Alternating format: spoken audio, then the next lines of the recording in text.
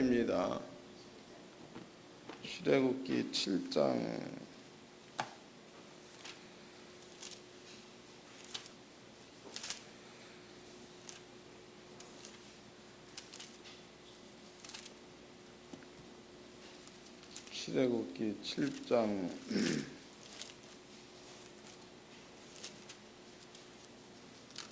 14절서부터 출애굽기 7장 14절서부터 19절까지 다같이 한 목소리로 합독하도록 하겠습니다. 시작. 여호와께서 모세에게 이르시되 바로의 마음이 완강하여 백성 보내기를 거절하는도다. 아침에 너는 바로에게로 가라. 그가 물로 나오리니 너는 하숫가에 서서 그를 맞으며 그 뱀 되었던 지팡이를 손에 잡고 그에게 이르기를 히브리 사람의 하나님 여호와께서 나를 왕에게 보내어 이르시되 내 백성을 보내라. 그들이 광야에서 나를 섬길 것이니라 하였으나 이제까지 내가 듣지 아니하도다. 여호와가 이같이 이르노니 내가 이를 인하여 나를 여호와인 줄 알리라 하셨느니라. 볼지어다 내가 내 손에 지팡이로 하수를 치면 그것이 피로 변하고 하수의 고기가 죽고 그 물에서는 악취가 나리니 애굽 사람들이 그 물 마시기를 싫어하리라 하라. 여호와께서 또 모세에게 이르시되 아론에게 명하여 내 지팡이를 잡고 내 팔을 애굽의 물들과 하수들과 운하와 못과 모든 호수 위에 펴라 하라. 그것이 피가 되리니 애굽 온 땅에서 나무 그릇에와 돌 그릇에 모두 피가 있으리라. 아멘. 창세기 출애굽기 7장 14절서부터 19절까지 그 내용은 이제 모세를 통해서 하나님의 살아계심을 바로한테 보여주는 그런 일들이 이제 시작이 되고 있습니다. 여기에서 이제 하나님이 말씀하신 내용 가운데서 다시 한번 우리가 살펴봐야 될 말이 있습니다. 다시 읽어드리겠습니다. 16절입니다. 그에게 이르시기를 히브리 사람의 하나님 여호와께서 나를 왕에게 보내어 이르시되 내 백성을 보내라. 그들이 광야에서 나를 섬길 것이라 하였으나 이제까지 내가 듣지 아니하도다 해서 하나님께서 모세한테 히브리 사람의 하나님이 나를 너희한테 보냈다 이런 말을 하게 하셨습니다. 여기서 이제 히브리라는 얘기를 좀 해보도록 하자고. 오늘은요, 히브리. 물론 이제 그 뒤에도 보면 이제 피에 관한 이야기입니다. 그 피가 여기 보니까 돌그릇과 나무 그릇에도 피가 있을 거다. 그랬으니까 이 말은요, 궁예는 물이 흘러나오도록 이렇게 만들어 놓았죠. 거기에도 피가 있고, 또 사람이 씻으려고 떠놓은 거그 물 위에도 피가 있고 뭐 이런 뜻입니다. 이게 그릇마다 물이 담겨져 있으니 몽땅 피가 된다 이런 뜻입니다. 여기서 이제 우리가 하나님께서 모세한테 히브리 사람의 하나님 그랬죠. 히브리라는 그 뜻의 의미는 두 가지의 뜻을 담고 있습니다. 하나는 건너다예요. 건너다. 또 하나는요, 언약이라는 뜻을 담고 있죠. 언약. 또 이제 언약을 체결했다, 언약하다 이런 뜻을 담고 있습니다. 하나님께서 이제 모세한테 히브리 사람의 하나님 이랬단 말이에요. 그럼 바꿔 본다면 히브리 뒤에 사람자를 붙였죠. 히브리 사람의 하나님. 그 얘기는 사람과 언약을 했으니까 언약한 사람의 하나님. 또 이제 건너다라는 뜻을 갖고 있으니까 건너온 자의 하나님 이런 뜻입니다. 그래서 히브리란 그 말이 성경에서 가장 먼저 사용됐던 그 성경이 어디인가? 창세기를 보겠습니다. 14장. 창세기 14장 13절서부터 읽어드리겠습니다. 창세기 14장 13절. 도망한 자가 와서 히브리 사람 아브라함에게 고하니 때에 아브라함이 아모리 족속 마므레 상수리 숲을 근처에 거하였더라. 마므레는 에스골의 형제여 또 아넬의 형제라. 그들은 아브라함과 동맹한 자더라 해서 그 이제 도망한 자란 말이 있죠. 도망한 자가 와서 히브리 사람 아브라함 이랬습니다. 그럼 이제 이 말은 이스라엘이라는 나라가 이렇게 있으면은 당시로는 원래 그 가나안 땅이 이스라엘 민족이 사는 땅이 아니라 가나안의 7족속에 사는 땅입니다. 아브라함이 원래 있었던 장소는 바벨론 지역 여기죠. 성경은 갈대아 우르란 말을 썼습니다. 여기서부터 여기까지 거리는 대략 1960km 가까이 되는 겁니다. 상당히 먼 거리죠. 그리고 바벨론 지역에서 가나안 땅까지 오려면 유브라데스 강을 건너와야 되는 겁니다. 건너와야 된다.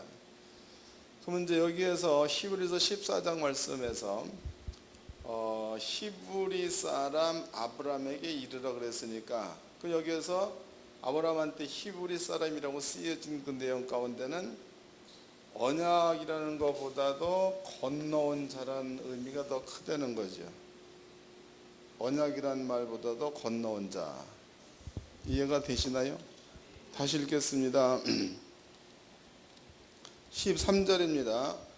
도망한 자가 와서 히브리 사람 아브라함에게 고하니 때에 아브라함이 아모리 족속 마므레 상수리 숲을 근처에서 그랬으니까 의미로 본다면 물론 그 히브리란 그 단어 속에는 건너다라는 뜻도 있고 언약이라는 뜻도 담겨져 있습니다.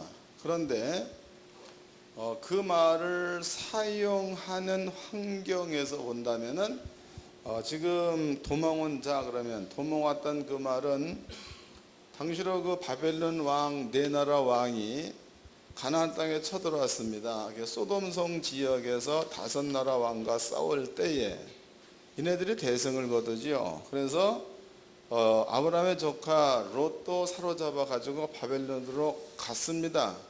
여기에서 도망온 자가 히브리 사람 아브라함한테 이르라 그랬으니까 그럼 여기에서 이제 도망온 그 자는 건너온 자가 아니고 이 지역 사람이라는 거죠. 그다음에 이제 아브라함은 건너온 자, 그러니까 유브라데스 강을 건너온 자.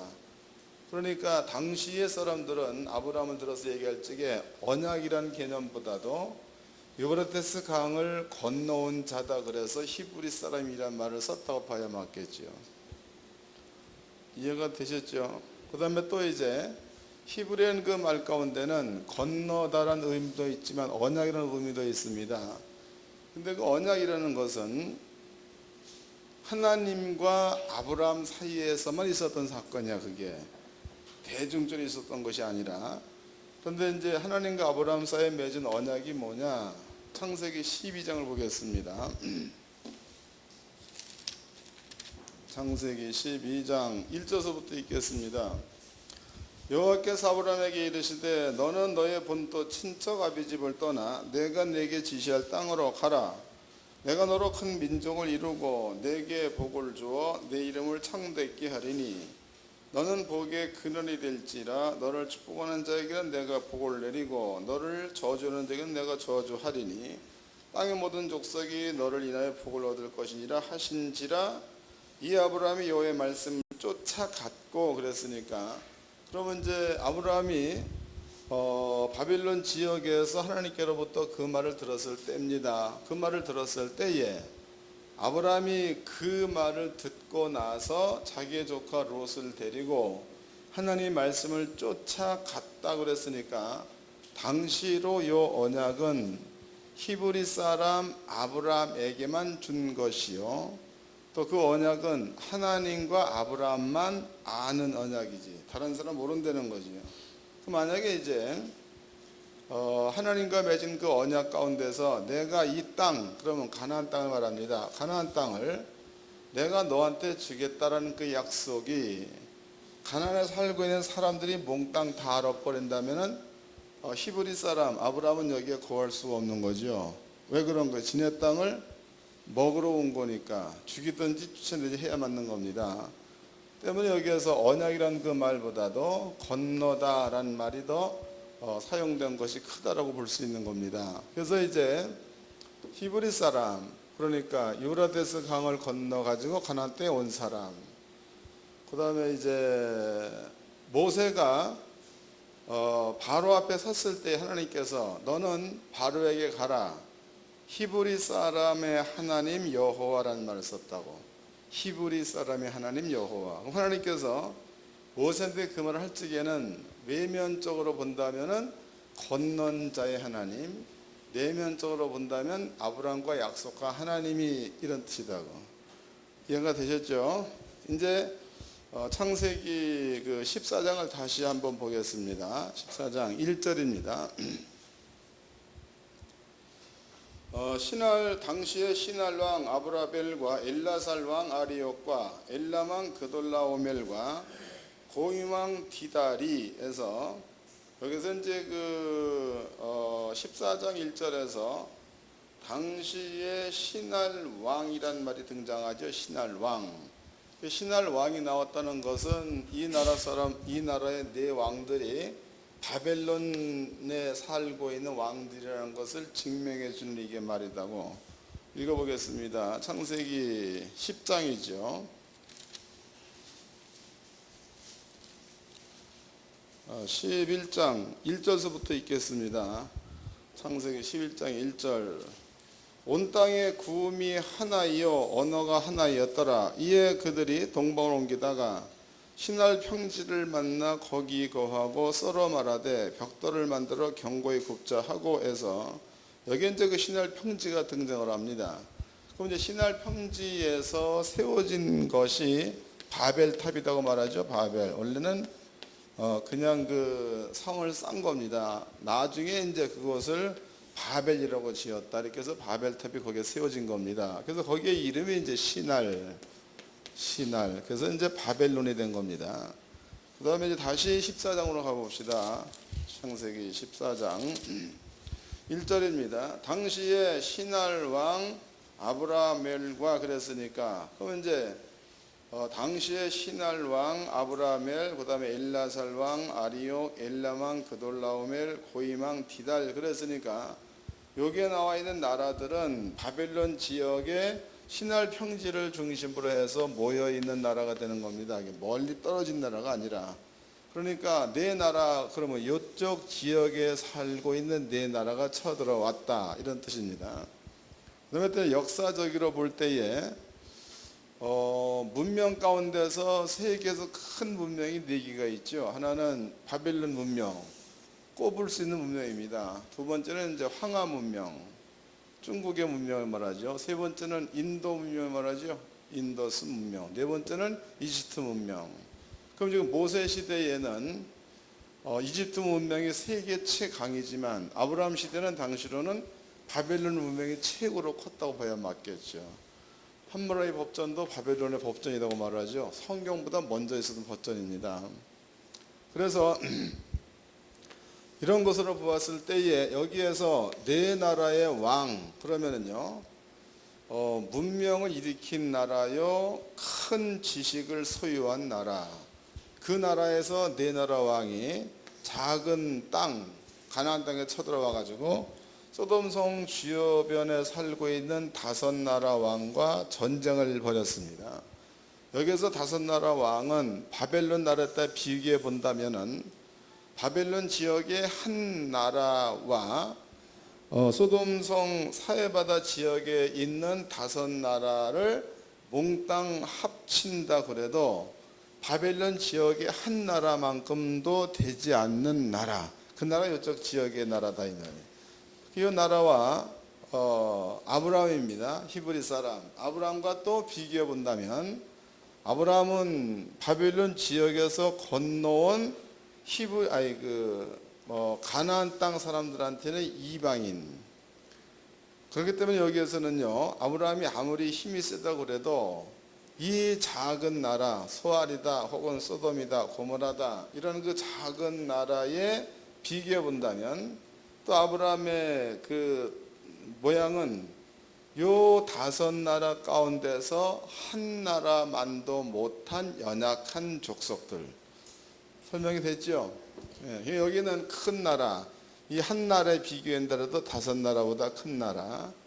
아브라함은 이 작은 나라 다섯이 모여 있는 곳에서 그 중에 한 나라와 아브라함과 비교해 본다 그러면은 이 한 나라보다도 못한 한 지파, 한 뭐라고 해야 되나 족속, 아브라함의 가정이 되는 겁니다. 성경에서는 아브라함의 집에서 길리온 자 318명 그랬으니까는요, 한 사람이 갖고 있는 숫자가 그거밖에 안 된다 이런 얘기다고. 그러면 이제 이 네 나라가 와가지고 다섯 나라 왕들과 싸워가지고 점령을 한 겁니다.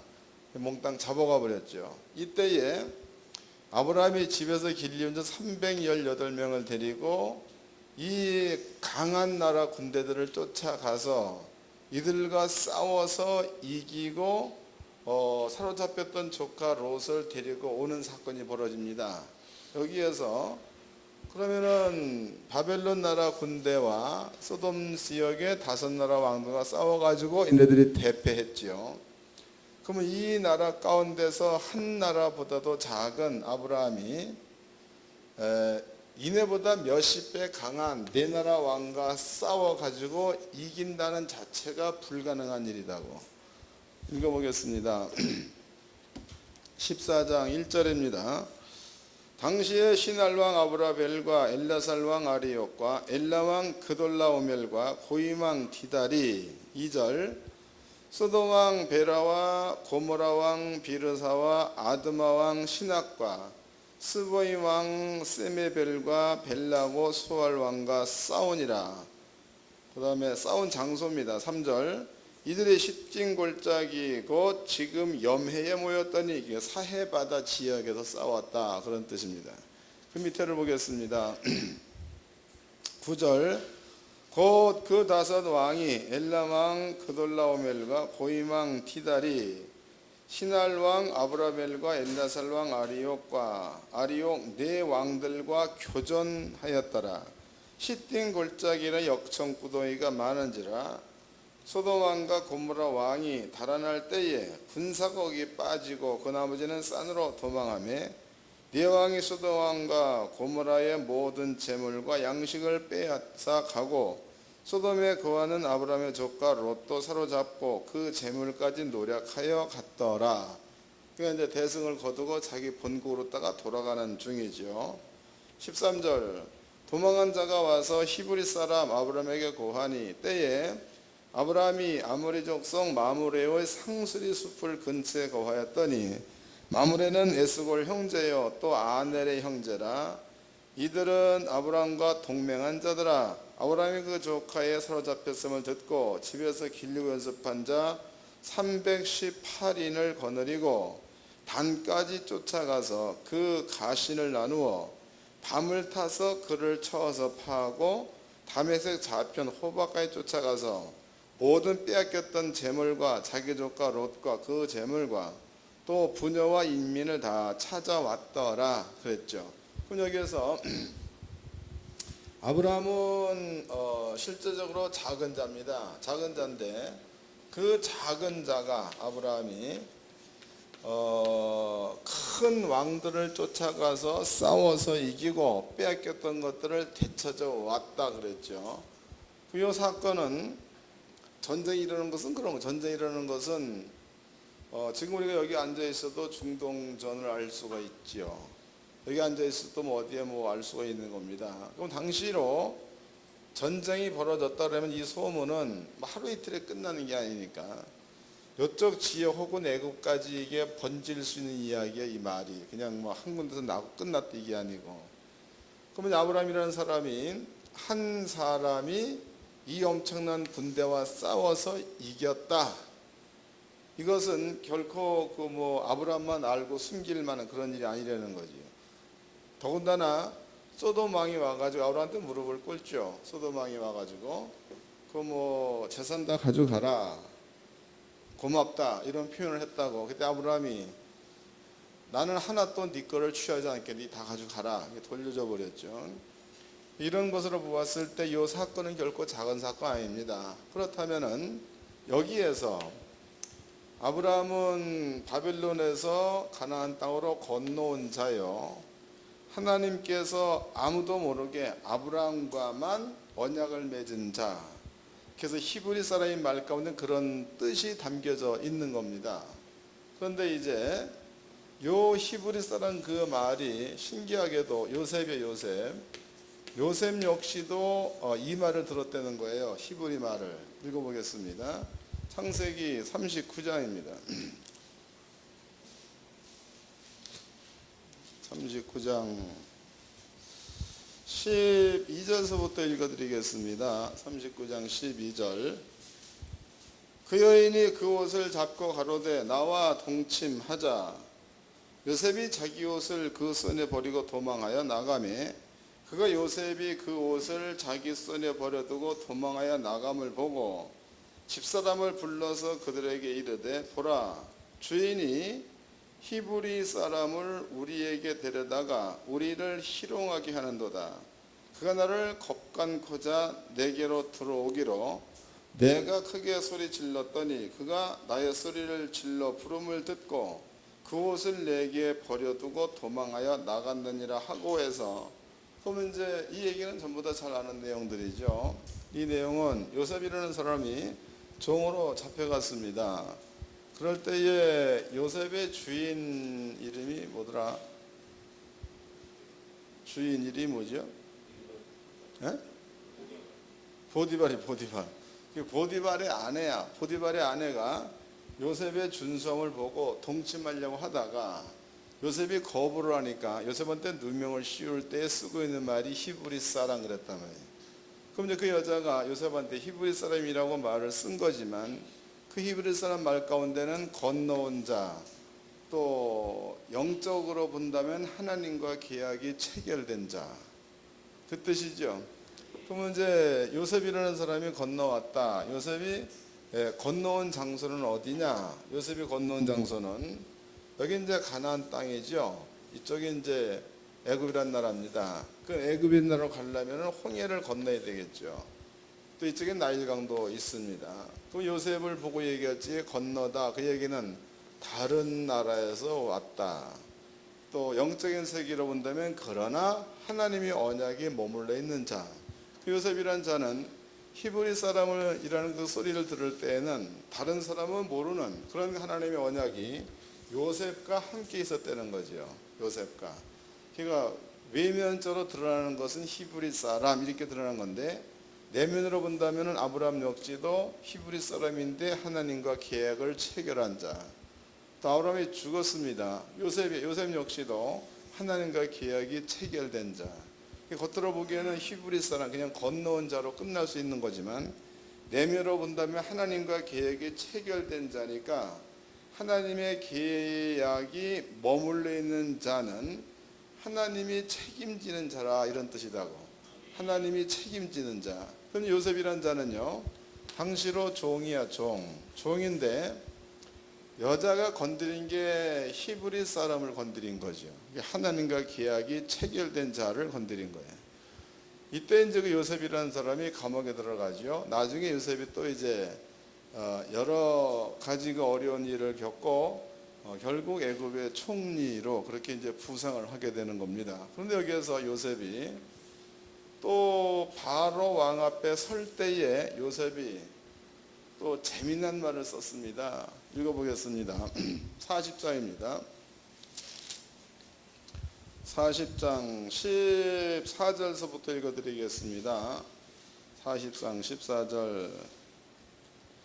당신이 득의 하거든 나를 생각하고 내게 은혜를 베풀어서 내 사정을 바로에게 고하여 이 집에서 나를 건져내소서. 15절. 나는 히브리 땅에서 끌려온 자요 여기서도 옥에 갇힐 일은 행치 아니하였나이다 해서 근데 신기하게도 요셉이라는 사람이 히브리 사람이란 말을 들으면서 히브리 땅이라는 말을 했다니. 히브리 땅. 그럼 바꾸어 본다면 히브리 땅이라는 그 말 가운데는 건너다라는 말은 여기엔 쓸 수 없는 거죠. 그 요셉이 그 말을 썼던 얘기는 언약의 땅이라는 거죠. 언약의 땅에서 끌려온 자. 이해가 되셨나요? 그래서 히브리한 그 말 가운데 그런 뜻을 담고 있는 겁니다. 그래서 이제 그 뒤에 보면 요셉이 바로의 장관들이죠. 그녀들의 꿈을 해석해 주고 한 사람은 살고 한 사람은 죽고 그 일이 바로한테 들려가지고 바로가 요셉을 그날의 총리로 세우는, 그리고 이제 뭐 흉년 그다음에 풍 이런 것들 주관해서 이스라엘 민족으로 거하게 만들었던 이런 작업을 요셉이 하게 된 겁니다. 그러면 히브리 사람 되었던 아브라함도 온 세상 사람들이 알도록 그렇게 하나님의 이름을 드러낸 자, 요셉이야. 히브리 사람 요셉 역시도 애굽 전체가 두려워 떨만한 여호와의 이름을 드러낸 자, 그 자가 요셉입니다. 요셉. 그럼 이제 우리가 창세기에서만도 둘 히브리 사람이란 말을 썼던 아브라함도 그런 일들을, 또 요셉 역시도 히브리 사람의 말을 들었는데 요셉 역시도 그런 일들을, 그런데 모세가 바로 앞에 설세 또 다시 하나님이 얘기하기를 히브리 사람의 하나님 이런 말을 썼습니다. 이제는 본문으로 나옵시다. 본문으로 출애굽기 7장이죠.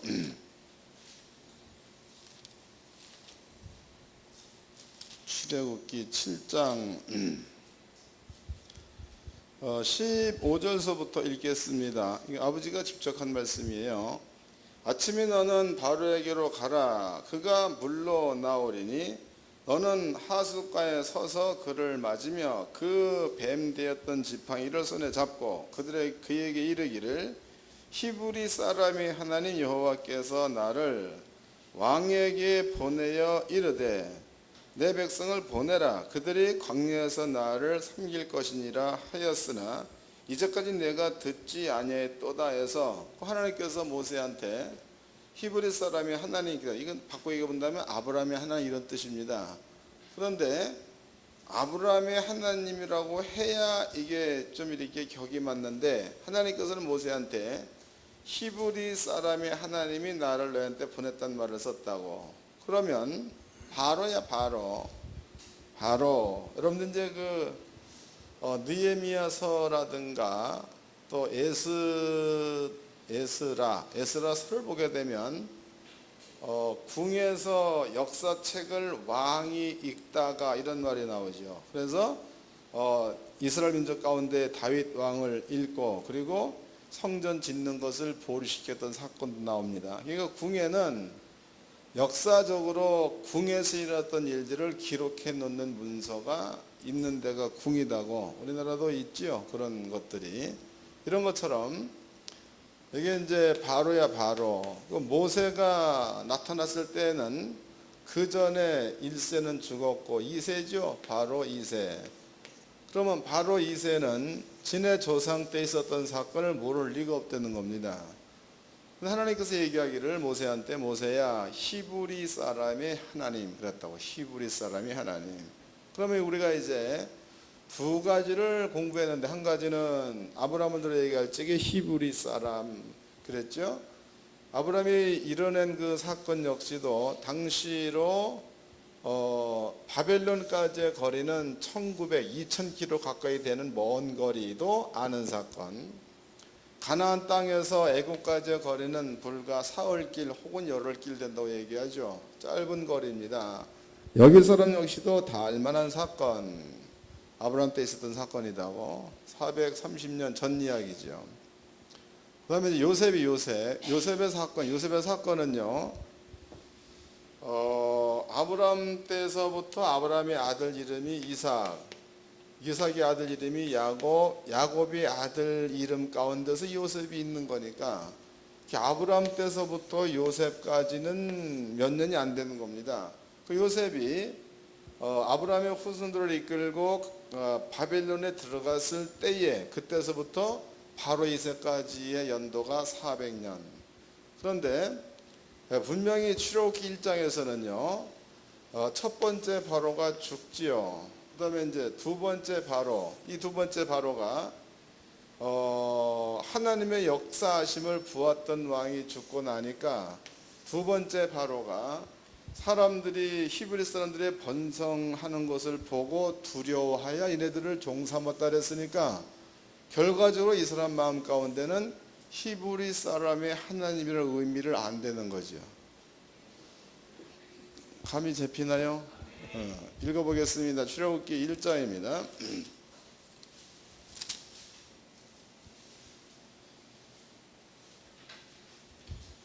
1장 8절입니다.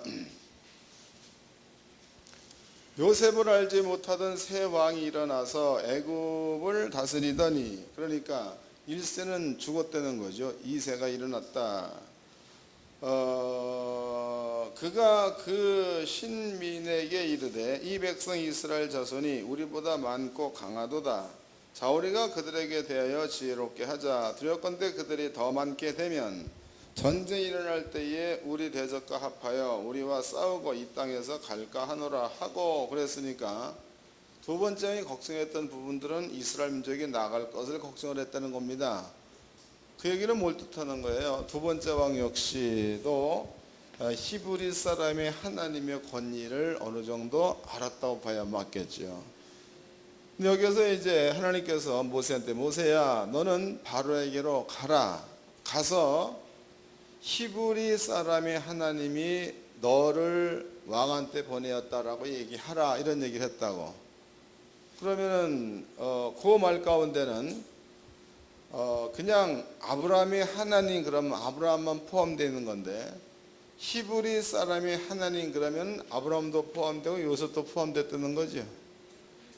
요셉을 두고 얘기할 때 히브리 사람이랬으니까, 이런 것으로 보았을 때에 하나님께서 바로한테 히브리 사람의 하나님이 나를 너희한테 보냈다라고 얘기하라라는 그 말 가운데서 이미 하나님은 모세를 통하여 바로 왕에게 옛날에 일으켰던 히브리 사람의 하나님의 권능을 너희에게 다시 보여주겠다는 말이 포함되어 있다는 뜻이다고.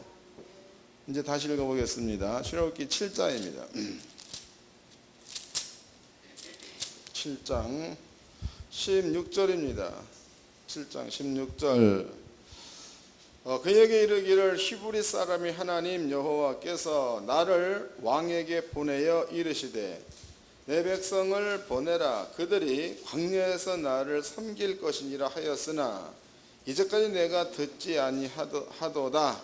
그러니까 이제 히브리 사람이 하나님 여호와께서 모세 너를 바로 왕한테 보내었다라고 얘기하라, 이런 얘기를 했습니다. 그 말은 하나님의 의도가 강하게 거기에는 들어있다, 이런 뜻이 되겠죠. 그 다음에 또 읽어보겠습니다. 17절입니다. 여호와가 이같이 이르노라. 내가 이를 인하여 나를 여호와인 줄 알리라 하셨느니라. 볼지어다 내가 내 손의 지팡이로 하수를 치면 그것이 피로 변하고 하수의 고기가 죽고 그 물에서 악취가 나리니 애굽 사람들이 그 물 마시기를 싫어하리라 하라.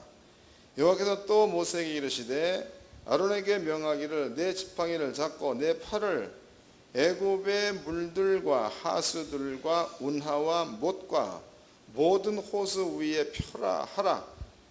이것들이 피가 되리니 애굽 온 땅에와 나무 그릇에와 돌 그릇에 모두 피가 있으리라. 그랬으니까 지금 이 말을 생각해 보면 밥상에다가 물을 떠나도 여기에도 이 물이 피가 된다는 뜻이고, 세수하려고 물을 떠나도 거기 물이 피가 된다, 그런 뜻입니다.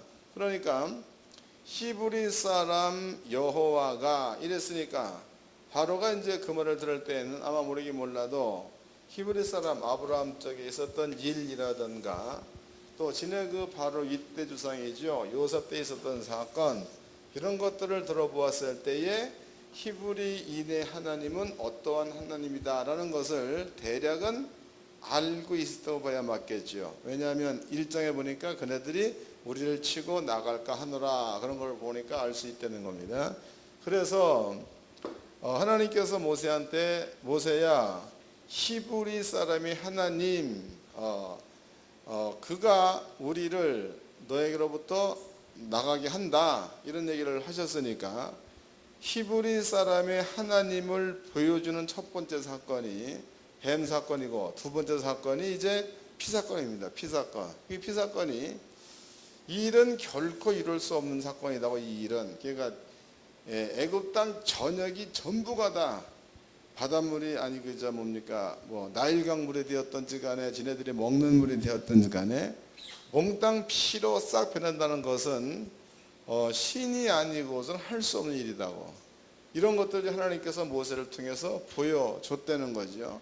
하나님께서 이제 모세를 통해서 히브리 사람이 하나님을 보여주는 데에 그 보여주는 사건이 아브라함 때와 마찬가지로 요셉 때와 마찬가지로 그렇게 보여주기를 시작을 했다, 그런 뜻입니다. 그 뒤에도 물론 이제 계속 이제 재앙이 나오죠. 이걸 기억해 놓으세요. 이걸. 그 다음에 이제 구약 신약으로 가봅시다. 신약 성경.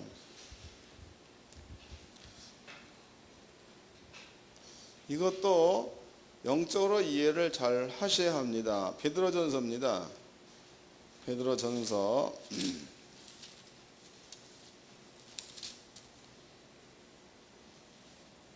3장을 봅시다.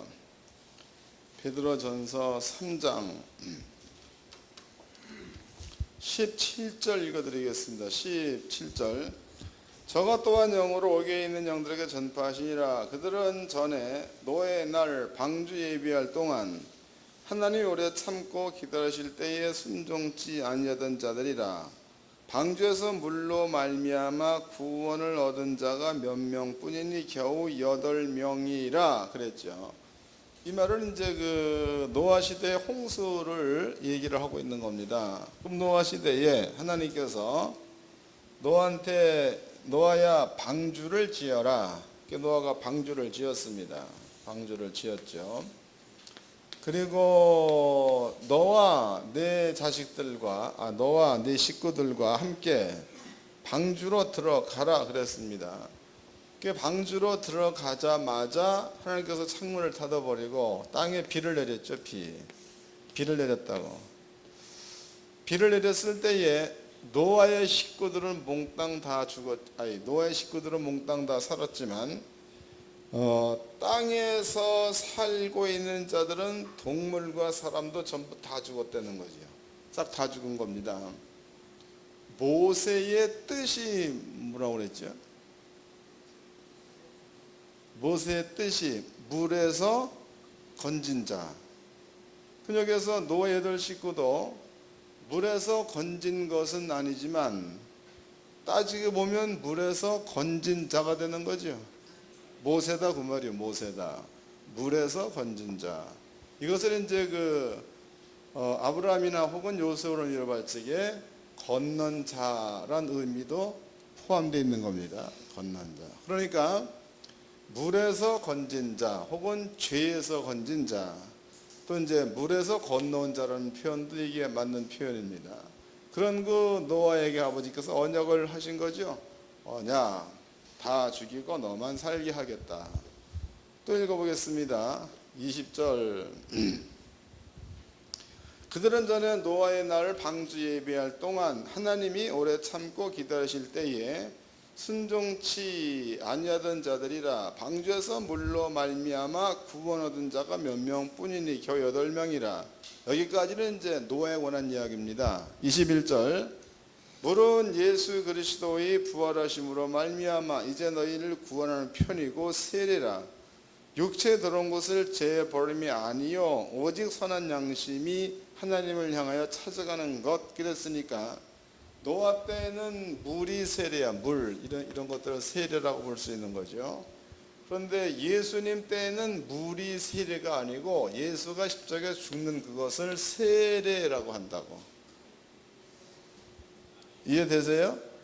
이것도 이제 이미 알고 계시는 부분이기 때문에 설명 안 해도 이해가 될 줄로 믿습니다.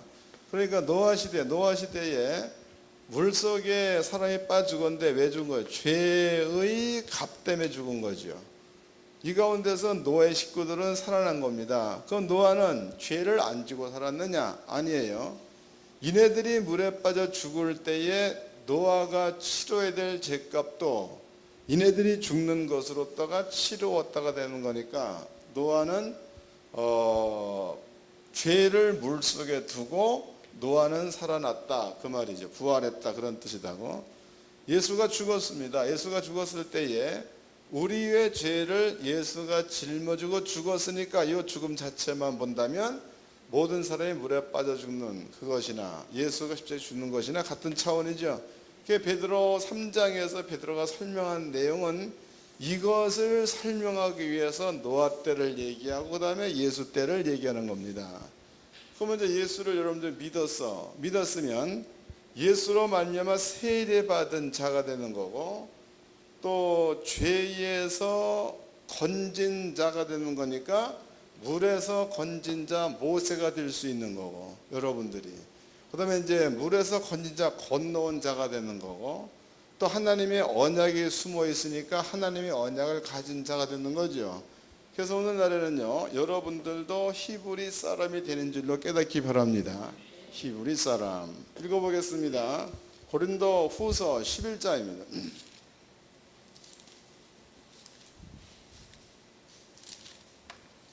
고린도 후서 11장 여기에 이제 그 사도 바울이 자기를 드러낼 때 쓰는 말이에요. 11장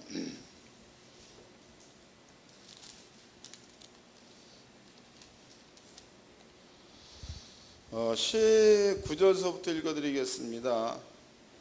고린도 후서 11장 19절 너희는 지혜로운 자로서 어리석은 자들을 기쁘게 용납하는구나. 누가 너희로 종을 삼거나 잡아먹거나 사로잡거나 자고 하다 하거나 뺨을 칠지라도 너희가 용납하는도다. 우리가 약한 것 같이 내게 욕되게 말하노라. 그러나 누가 무슨 일에 담대하면 어리석은 말이나마 나도 담대하리라. 저희가 히브리인이냐 나도 그리하며 저희가 이스라엘인이냐 나도 그리하며 저희가 아브라함의 씨냐 나도 그리하며에서 그럼 이제 사도 바울이 여기에서 저희가 히브리 사람이냐 나도 히브리 사람이다라는 말을 썼다고. 그럼 이제 바울이 갖고 있는 그 히브리라는 그 말 가운데는 유대인들이 언약의 능력, 언약의 큰 굉장함 이런 것들을 모르고 히브리말이라고 쓰는 것과 사도 바울이 알고 히브리인이라고 쓰는 것과는 차원이 다르죠. 그럼 사도 바울이라는 사람은 나도 히브리인이다 그 얘기는 이러한 내용들이 바울의 마음 가운데는 믿음화되어 있는 상태에서 나는 히브리인이란 말을 썼다는 겁니다. 근데 실제적으로 사도 바울이 그 복음을 증거할 때에 한 두세 군데를 찾아보도록 합시다. 사도행전 16장입니다. 16장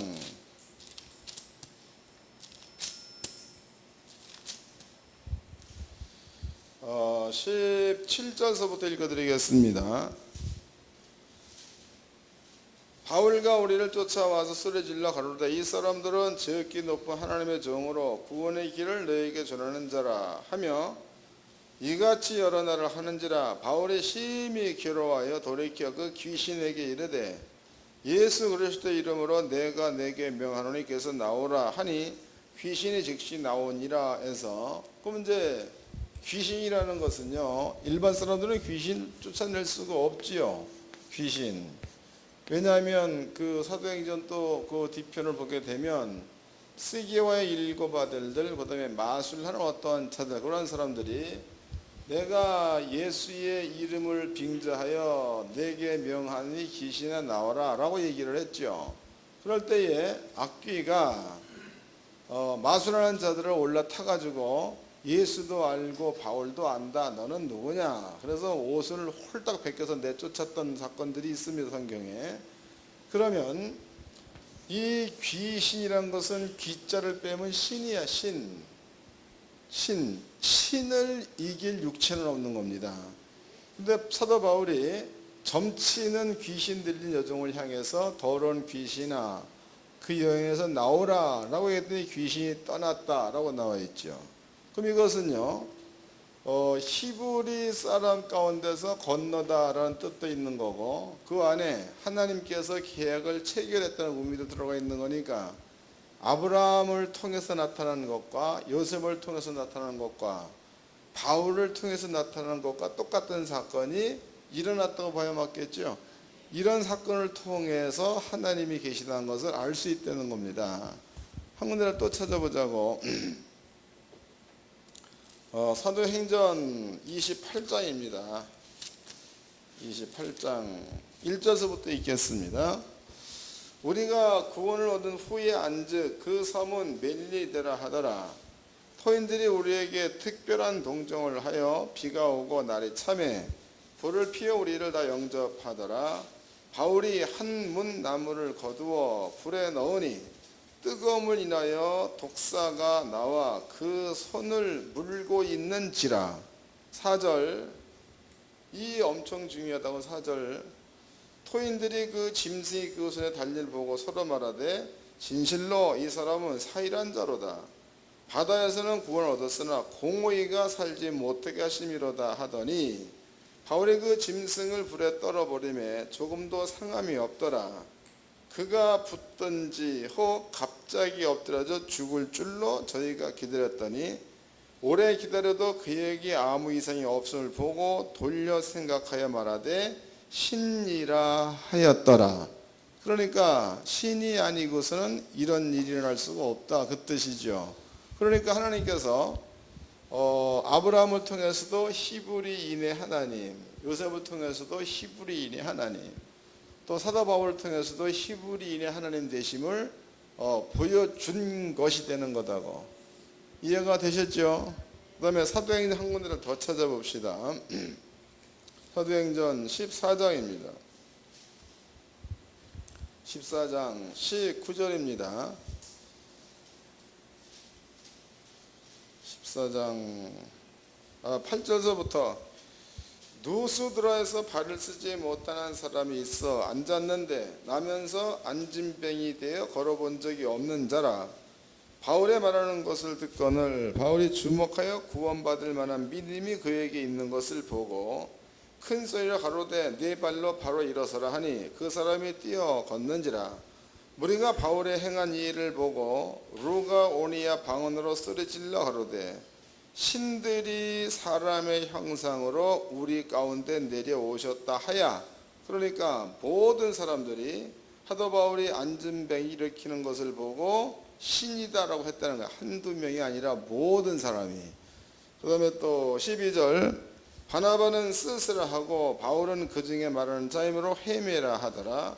성박 스스 신당의 제사장들이 소와 화관을 가지고 대문 앞에 와서 무리와 함께 제사하고자 하니 두 사도 바나바와 바울이 듣고 옷을 찢고 무리 가운데 뛰어 들어가서 소리질러 가로되. 그러니까 스스 신당의 제사장들이 화관을 가지고 나왔다, 제물을 가지고 나왔다. 그리고 살아있는 신 바나바와 바울에게 제사를 드리려고 왔다라고 표현되어져 있지요.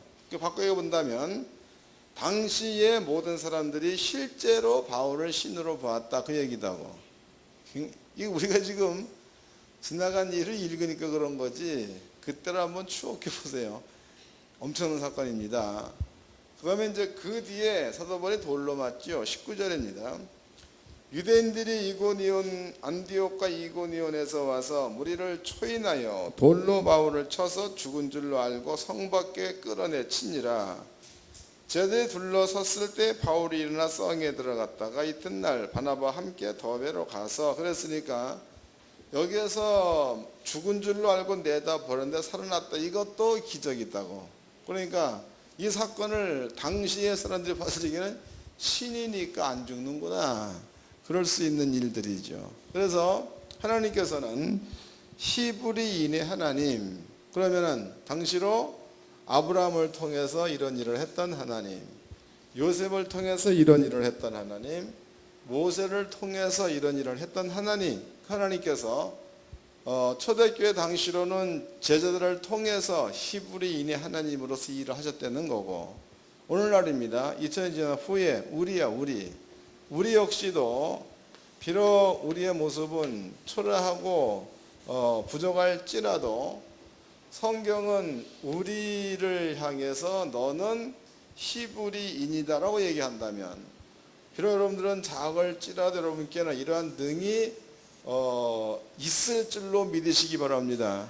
이건 있는 일이에요. 하나님께서 히브리 사람이 하나님 됨을 보여주기 위해서 아브라함과 요셉과 모세에게 그 일을 했던 것처럼 하나님께서는 베드로에게도 그리고 바울에게도 그 일을 하셨습니다.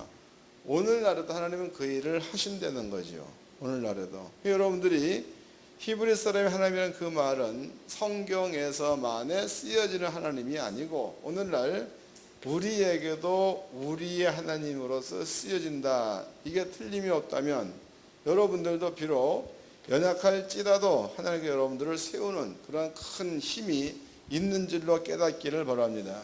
이건 실제하는 거죠. 읽어보겠습니다. 그 예수님이 직접 하신 말씀이에요. 요한복음입니다. 요한복음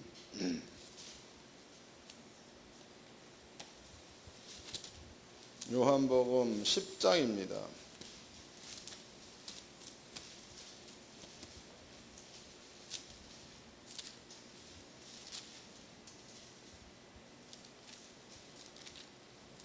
장 34절 읽겠습니다. 예수께서 가라사대 너희 율법에 기록한 바 내가 너희를 신이라 하였노라 하지 아니하였느냐. 성경은 폐하지 못하나니 하나님의 말씀을 받은 사람들은 신이라 하셨거든 해서 그러면 이제 하나님께서 아브라함과 약속을 했죠. 그런데 일반인들은 생각해 볼 수 없는 그런 엄청난 일들을 아브라함이 했다는 거죠. 하나님께서 요셉과 약속을 했습니다. 일반인 할 수 없는 그 엄청난 일을 요셉은 했다는 거죠. 그래서 당시로 세계 그러니까 애굽 나라 지역의 모든 사람들을 요셉이 구원했다. 이런 사건이니까 굉장히 큰 사건이죠. 이런 것처럼 하나님의 말씀을 맡은 사람들은 모든 사람이 신이라 할 수 있도록 만들어 놓았다. 예수님 얘기도 하고. 그런데 실제적으로 사도 바울을 향해서 사람들은 신이라 그랬죠. 바울은 아니다. 신은 하나님이다. 예수님이 하신 말씀입니다. 또 마태복음 보겠습니다. 마태복음 요한복음을 보고 가자고. 요한복음 14장입니다. 14장 12절서부터 읽겠습니다. 내가 진실로 진실로 너에게 이르노니 나를 믿는 자는 나의 하는 일을 저도 할 것이요 또한 이보다 큰 것도 하리니 이는 내가 아버지께로 감이니라. 그럼 예수를 믿는 자들은 예수와 같은 일만 할 뿐만 아니라 예수보다 큰 일을 할 수가 있다. 이거 주님이 하신 말씀이죠. 이 말이 오늘날 여러분들에게도 적용이 되는 줄로 믿으시기 바랍니다. 이게 백장과 담대함을 가지세요. 여러분들의 한계, 여러분들의 지식 세계에서 하나님을 축소시키지 말고 하나님의 지식에 여러분들을 집어넣으라고. 뭔 말인지 이해가 되시나요? 여러분들이 가끔 이렇게 대화를 나누는 거 보면 하나님의 전지전능을 잊어먹을 때가 많아. 전지전능. 그러니까 하나님은 전능자, 뭐든지 할 수 있다는 거죠. 하나님은 전지자, 모든 걸 다 한다고. 그러면 이제 우리가 이 하나님이야, 하나님 이름이 여호와입니다. 그 여호와 하나님 우리가 압니다. 그리고 우리는 성령께서 우리 속에 와 있으면 그 하나님의 전지와 전능이 와 있다 이렇게 말을 해. 그런데 행동이야, 행동을 할 때에 행동 그 자체가 하나님의 전지전능함 속에서 해야 맞는 건데 여러분 생각에서 판단된 것까지로 결정해버리면 전지전능함을 인정하는 게 아니죠. 뭔 말인지 아는 거예요? 아브라함을 예로 들어보자고. 그럼 아브라함이 하나님은 전능자, 아브라함이 얘기하지요. 하나님은 전지자 얘기합니다. 근데 아브라함의 숫자가 작아. 그런데 바벨론 지역의 군사들은 숫자가 많습니다. 이렇게 많아. 근데 아브라함이 입으로는 하나님은 전지자, 전능자라고 얘기해 놓고 지 생각에 이네들은 많고 우리는 적으니 이 전쟁 우리가 승리할 수 있겠느냐? 안 되지. 이런 생각을 해버리면 하나님이 전능하다 전지하다라고 말한 게 아브라함은 참말로 한 말이야 거짓으로 한 말이야? 맞는 거예요. 그 아브라함은요, 하나님은 전지하다 전능하다 이렇게 얘기했으면 본인의 삶도 행동도 하나님 속에 집어넣어서 하나님의 전지전능함을 자기를 통해서 나타낼 수밖에 없도록 이렇게 산 자입니다.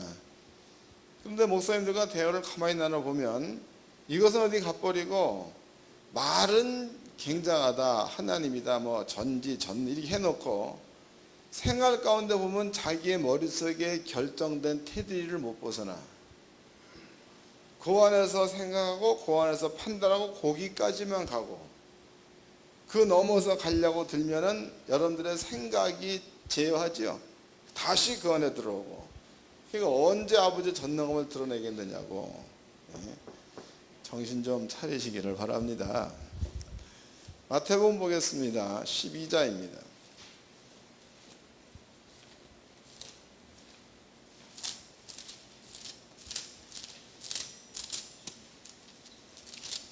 마태복음 12장 28절서부터 읽겠습니다. 28절.